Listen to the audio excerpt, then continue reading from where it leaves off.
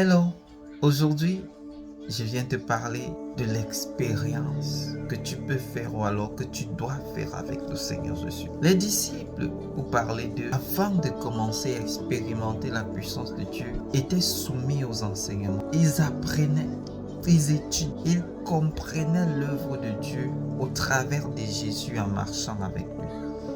Et quand il est parti, à un moment donné, ils se sont sentis seuls. Ils ont dit, bon, celui qui nous enseigne, celui qui nous encadre, celui qui nous entourait et celui qui nous tenait est parti.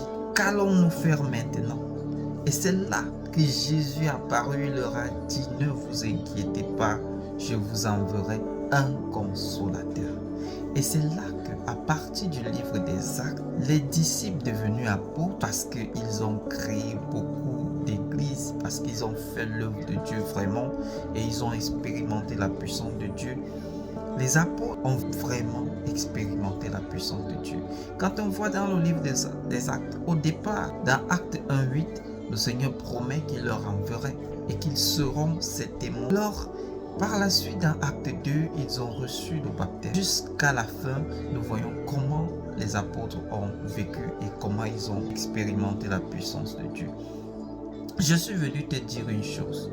Tu as reçu des enseignements, tu as été encadré, tu as été guidé et tu as été vraiment touché. Des enseignements t'ont bâti, des enseignements t'ont construit.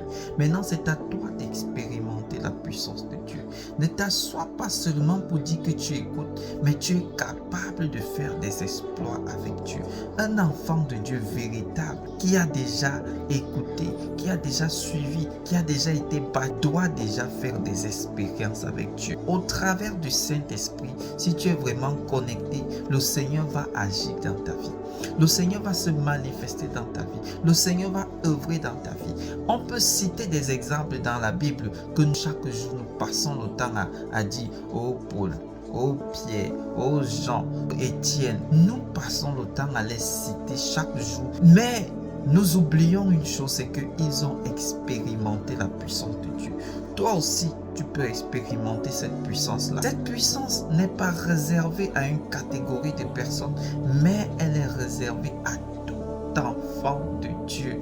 Si tu as confessé le Seigneur, si tu l'as accepté comme sauveur, si tu l'as accepté comme ton berger, celui-là qui te guide, qui te dirige, je te dis, tu es capable d'expérimenter. Il y a 9 dons. Il y a même les ministères. Tu es capable de manifester les ministères. Mais il faut rester connecté à Dieu.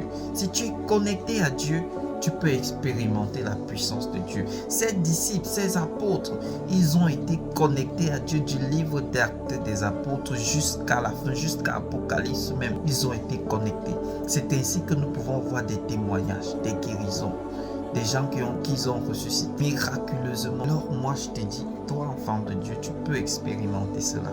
Va juste constamment dans la présence de Dieu et il va te battre. Je vais te partager un témoignage en te disant, toute personne est capable d'expérimenter la puissance de Dieu. Alors dans mes débuts, je ne comprenais pas encore.